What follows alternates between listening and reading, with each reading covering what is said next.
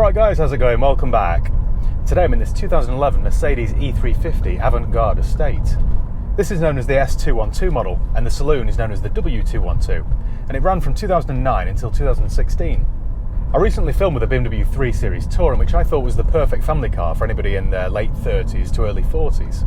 But this made me think, what if you're in your late 50s or early 60s and you're just a little bit too middle class to drive a BMW M Sport Touring? Well, I think this might be the perfect car for you. Especially in this flattering shade of JRG metallic and an interior that can best be described as National Trust approved. The whole car just makes a statement without shouting about it. It's a great all-rounder, this. I think it's a good looking car too. I like the gently flared rear wheel arches. Granted, this colour isn't everyone's cup of tea, but somehow I think it still works. Although it does have the whiff of a do-gooder about it. You can imagine this parked outside the local village hall while the owner's inside offering to give them a hand with the summer fete. But it pulls off that Mercedes thing of looking right in almost every setting. This being a large estate car, the boot is incredibly practical. It offers 695 litres of space, and that's with the seats up. With the seats down, this thing could rival a van. It offers a staggering 1950 litres of cargo space, meaning it's perfect for all those antiques fairs you go to. It's also useful to load up your belongings and drive down to your place in France, like you do every summer. And the rest of the interior is every bit as accommodating.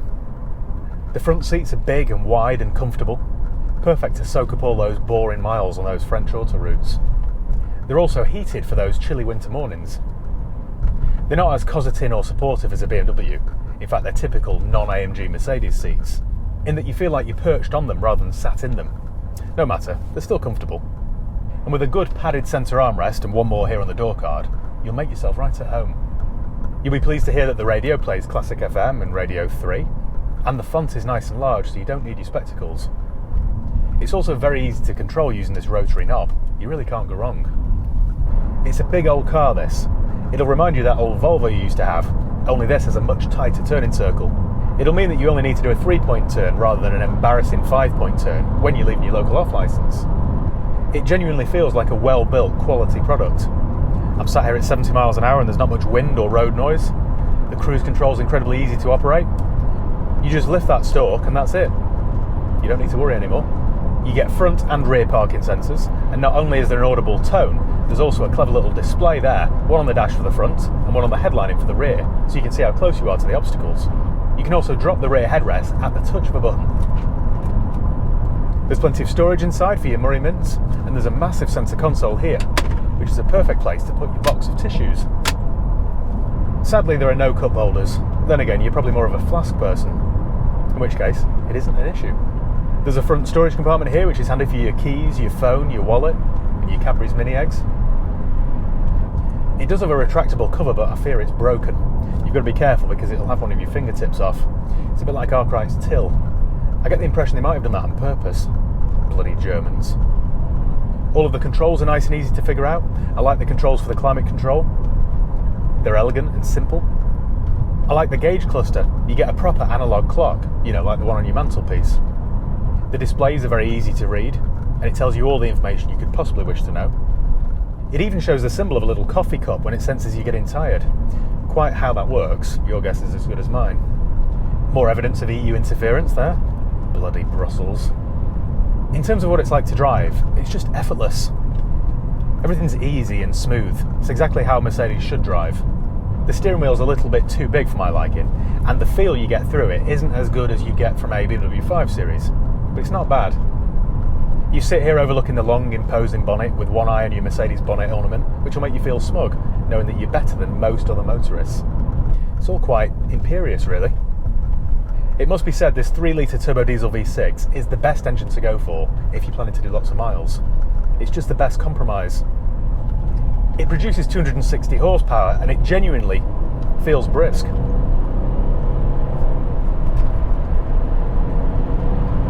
The way it picks up speed from 40 to 70 is very impressive. Perfect for motorway driving.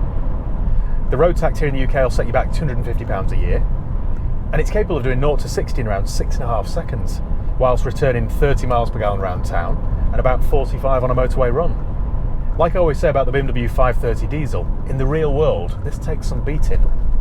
I filmed with a W212 a very long time ago now. In fact, it was one of my very early videos, so I won't encourage you to go back and watch it because it's quite cringeworthy.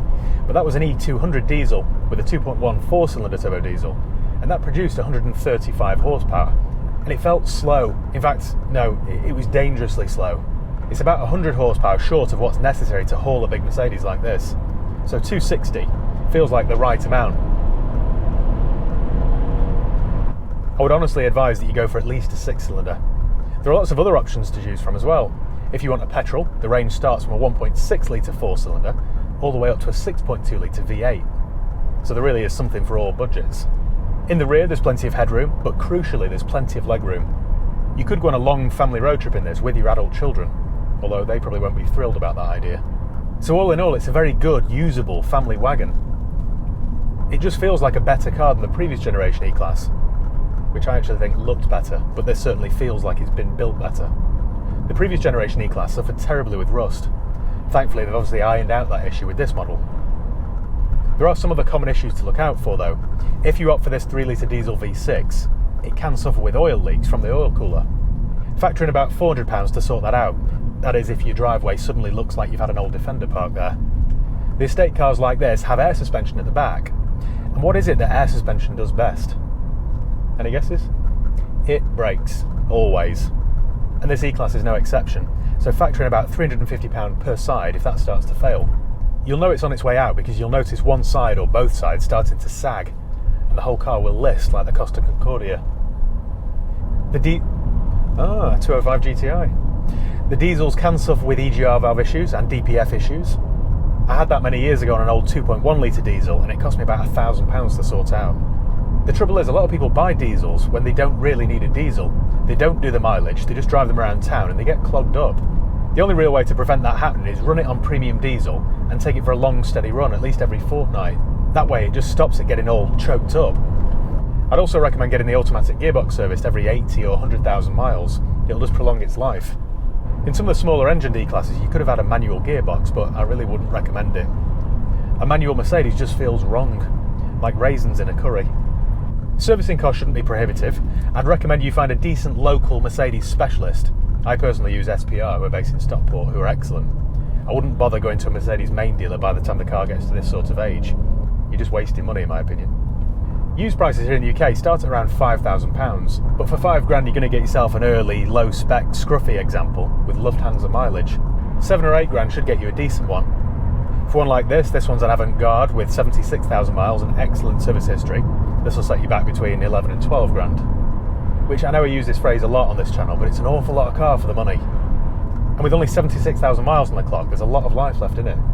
There are 3 different trim levels. There's the Classic, which will give you nothing but a feeling of disappointment. There's the Elegance, which is a little bit more like it. Or there's the Avant-Garde, which is exactly how Mercedes should be spec'd. You get leather from a cow rather than from a factory. You get heated seats. You get parking sensors, better alloy wheels. So if you're looking for one, I would recommend an Avant-Garde. They later changed the spec names to things like SE, AMG Sportline. The whole thing just got a little bit confusing. But for the early models, it was very easy to decipher. They facelifted the 212 in 2013, so if your budget would stretch, I would recommend going for a facelifted model. The engines were improved slightly, getting better performance and economy, and the styling was just a little bit neater and sharper. Well, I think that's about it. If you want a big, spacious, practical family estate car with a decent badge, then look no further. If you want something that's fun to drive, then I'd recommend a 530 diesel, but if you just want something that's comfortable to waft around in, then you can't go wrong with this big Benz. So thank you once again for watching. Make sure you give the video a thumbs up if you enjoyed it. Make sure you subscribe if you haven't done already. You can follow me on Facebook, Instagram, Twitter. I'll leave the link below. If you're interested in getting into the used car business, then check out my online course. I kept getting messages from people asking for specific advice about the used car business, so I thought, why not just create an online course? So that's exactly what I did. I've made an online platform with nearly 100 videos which explain every single aspect of the used motor trade.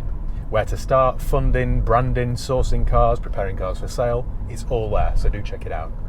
So cheers guys, I'll see you next time.